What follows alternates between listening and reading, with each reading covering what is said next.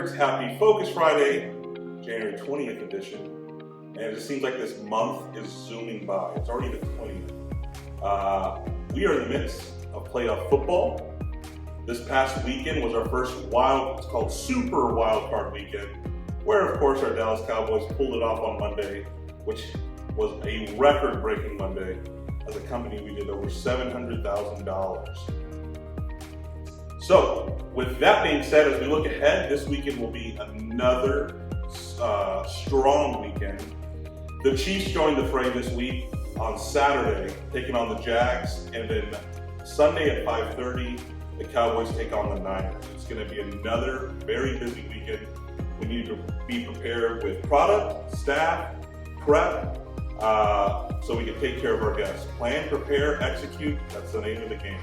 Let's be ready. It's an all hands on deck weekend, so let's be ready to take care of our guests. On this Focus Friday, I'm really excited to have Dylan Fenton, a GM that just came on with us and took over the Camelback location.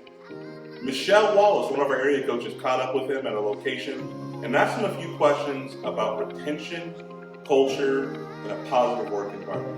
Take a look. Hi Dylan, why don't you introduce yourself to your fellow wing experts?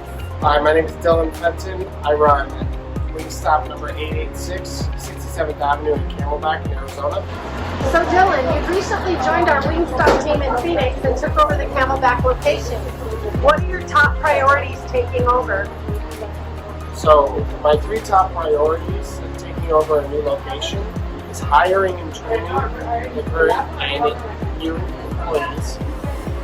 Second, upholding my standards and expectations inside of the restaurant. And three, building the sales with upselling and suggestive sales.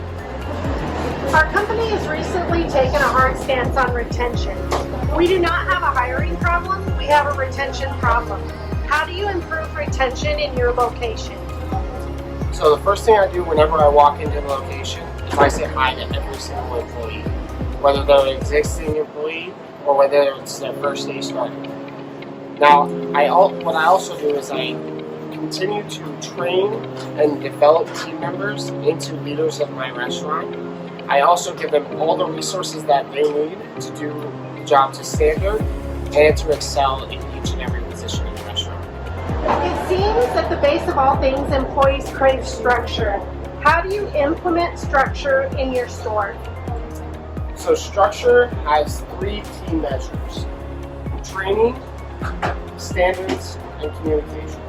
So it all starts with training. When you train your team members to do the job correctly, whether it's opening, midday, or night, cooks or cashiers, it all comes down to training.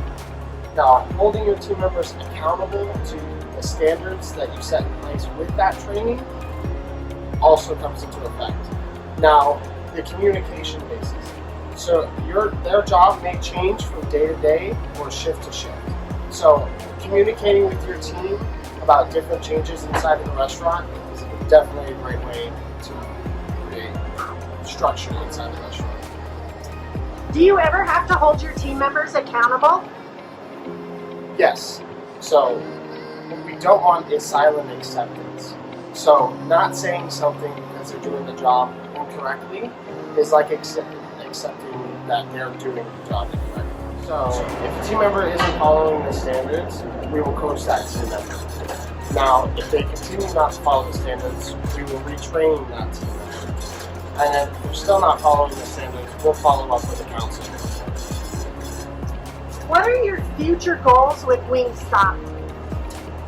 My future goals with Wingstop is to be certified as a training store and a training general manager. My next step is to continue to be a 5-star QSC store and continue to hold the brand standards. Eventually, I would like to be an elite coach with Wingstop. Wow. Awesome stuff from Dylan Fenton. One of my key takeaways was that silent acceptance.